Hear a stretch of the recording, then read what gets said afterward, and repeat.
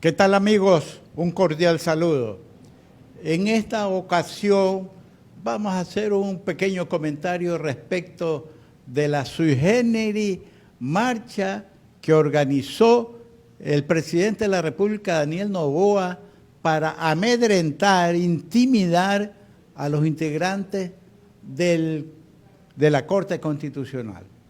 ¿Por qué esto? ¿Por qué esta intimidación del presidente Noboa? Porque el Consejo Constitucional es la encargada, de acuerdo a nuestra Constitución, de corregir si alguna ley que se ha expedido está de acuerdo con la Constitución o no. Inclusive cualquier ciudadano puede acudir a la Corte Constitucional y poner una demanda de inconstitucionalidad con las pruebas de la Constitución, el artículo que se ha violado, a la Corte para que emita un dictamen.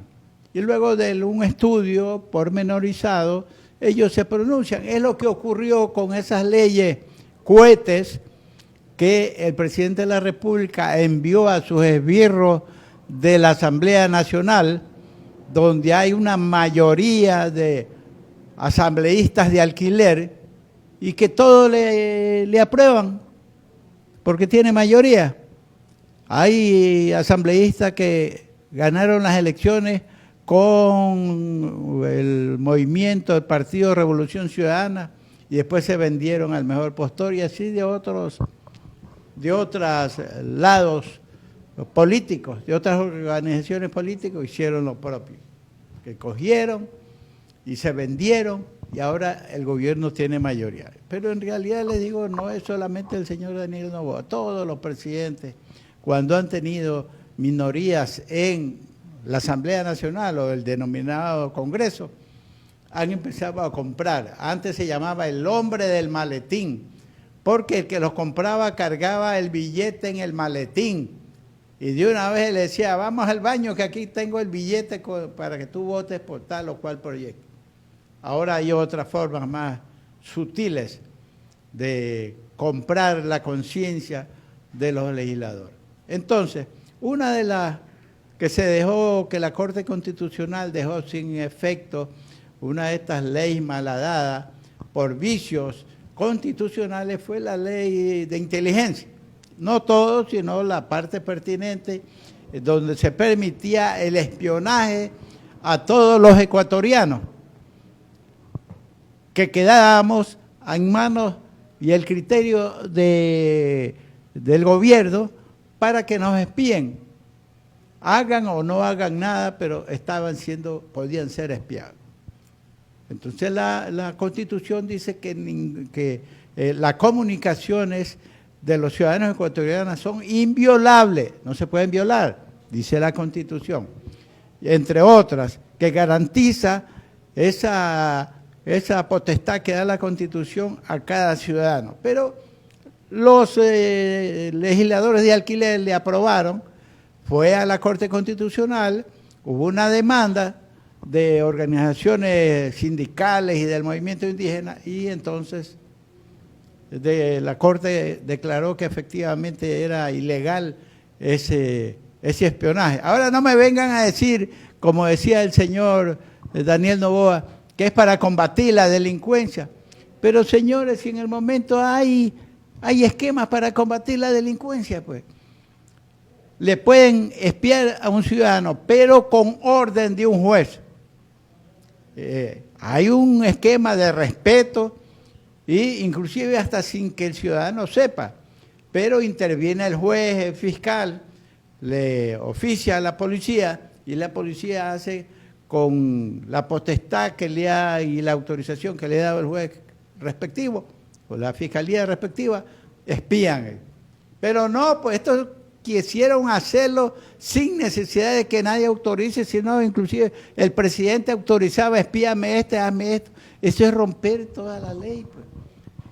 Y además también otras normas que se violaban en otras leyes que le aprobaron los asambleístas de alquiler. Consecuentemente, ¿Cómo respondió el presidente a esto? Una marcha, dice, vamos a hacer una marcha. Inclusive aparecieron unos cartelones que con seguridad el sector que él representa le pusieron con las fotos de los integrantes de la Corte Constitucional como que si fueran delincuentes. Esa es una violación, es un delito de odio, es un delito de intimidación. ¿Por qué? Porque son magistrados de la Corte. Fíjense, la Constitución de la República dice que hay el Poder Ejecutivo, hay el Poder Legislativo, el Poder Judicial, donde también cae de alguna manera la Corte Constitucional, que son independientes entre sí, pero el señor presidente de la República quiere tenerlos a todos en el bolsillo. Y no es posible, pues.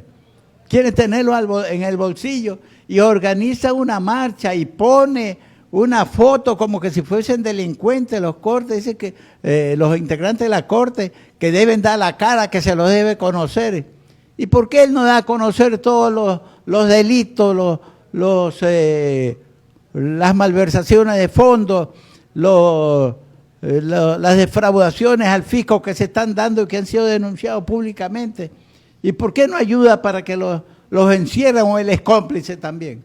Entonces, a nosotros nos parece, y creo que las personas de criterio y la mayor parte de los integrantes del Ecuador, esa marcha de mal gusto, que además de mal gusto, que salieron al menos aquí de Guayaquil, del parque cívico, ¿no verdad? Que estaban pagando $20 para que vayan, para que la gente vaya a Quito. Había como, en Quito han llegado como 70, 80 autobuses, y aquí salían, y ya los empleados públicos le daban libre para que se vaya. ¿Qué es eso, pues? Días libres, y el señor le va a pagar entonces. El señor le va a pagar al Estado porque los burócratas se fueron de vacaciones un día que tenían que estar en su puesto de trabajo. Así están las cosas, amigos. Por eso es que debemos de pensar bien antes de votar. Y fíjense, en enero del año pasado, el 2024, el presidente de la República, después de un sainete que se hizo de supuestos delincuentes que después enseguida fueron liberados, que se metieron a Teleamazonas para emitir unos comunicados, que le saquen unos comunicados. Los que conocen Canal 10 saben que ahí también funciona Gamavisión y varias radios, que es difícil entrar y llegar hasta el interior de Canal 10. Y sin embargo, esta gente tuviera un acceso a lo que usted va a entrar ahí de la calle de la Avenida de las Américas y entra al canal, a las instalaciones del canal. Ahí hay una garita que ahí le piden rápidamente identificación a dónde va, llaman dónde va y si le autorizan que entre o no. ¿Quién les autorizó que entre? Bueno, de esto se sirvió el presidente y dice, ahora vamos a declarar que hay un conflicto armado interno porque unos delincuentes, ¿sí? Eso hace un año. Y vemos que el ejército se lo movilizó con el pretexto de un conflicto armado interno. ¿Y qué pasó? Han pasado más de un año y la delincuencia ha crecido enormemente y los muertos siguen en las calles de Guayaquil y de todo el país. Ya cada fin de semana es un fin de semana sangriento, con 10, 15 muertos. ¿Y dónde está la acción del ejército? Muchísimas gracias y muy amable.